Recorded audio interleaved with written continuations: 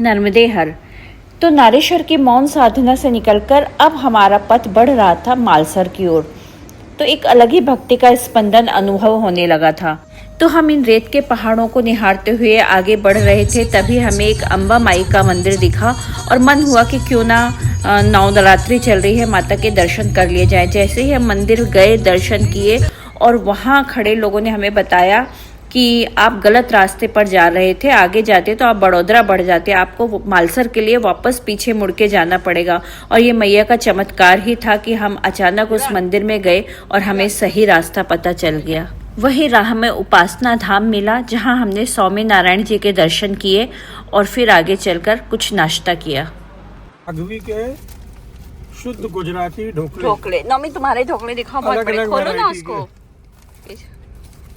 कितने अच्छे ढोकले हैं। गुजरात में हमें बहुत केले के बाग दिखे। मालसर की ओर बढ़ते हुए भी मार्ग ने एक नया ही रूप ले लिया था। दोनों ओर दूर दूर तक फैले केले के सघन बाग, हरे पत्तों की विशाल छतरियां इतनी तेज धूप में मानो हमारा स्वागत कर रही थी।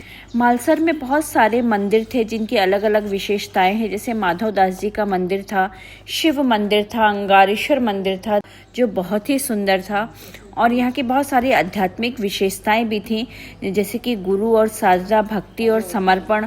और ये सारी यात्राएं हमारी बहुत ही आध्यात्मिक थी, क्योंकि यहाँ आकर समझ आया कि यात्रा पगों से नहीं, अनुभूति से पूरी होती है। यहाँ का नर्मदा तट, दूर तक फैला जल और उसके समानांतर चलता मन, दोनों ही अपनी अपनी गहराई में खोते चले गए। तो मालसर का यह छोटा सा तट हमें बहुत विस्तार दे गया। तो अब हमें मालसर से अनसुईया माता मंदिर की ओर बढ़ना था। तो अनसुईया माता मंदिर नर्मदा तट का बहुत ही पावन और मातृत्व भाव से ओतप्रोत स्थल है। हमने इसके विषय में सुना था। पतिव्रत धर्म और मातृशक्ति की अनुभूति का केंद्र है अनसुईया माता का मंदिर।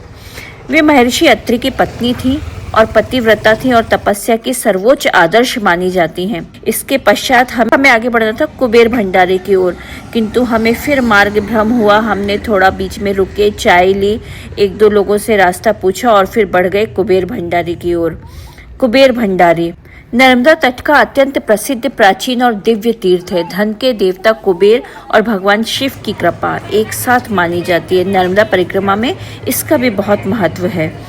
तो मान्यता है कि कुबेर देव ने भगवान शिव की कठोर तपस्या की थी और शिव ने उन्हें प्रसन्न होकर धन समृद्धि का अधिपति बना दिया था। तो हमने भी कुबेर भंडारी के दर्शन किए, ऊपर से नर्मदा मैया के भी दर्शन किए। अब हमको जाना था गरुड़ेश्वर। तो गरुड़ेश्वर में हमें रात्रि विश्राम भी करना था, क्योंकि हमारी यात्रा बहुत अधिक हो गई थी और थोड़ी थकान का भी अनुभव हो रहा था। हालांकि यह सच है कि जितना हम घर पर बैठे बैठे थकते हैं, इतनी थकान हमें इतनी यात्रा करने के बाद भी कभी अनुभव नहीं हुई। तो गरुड़ेश्वर पहुंचते हुए हमें 7 बज गया था और चूंकि उत्तर वाहिनी नर्मदा परिक्रमा शुरू हो गई थी, इसलिए सारे आश्रम और होटल सब फुल थे, भरे हुए थे। हमें कहीं जगह नहीं मिली, तो बड़ी मुश्किल से होटल प्रगति में हमें जगह मिली और हमने रात विश्राम किया।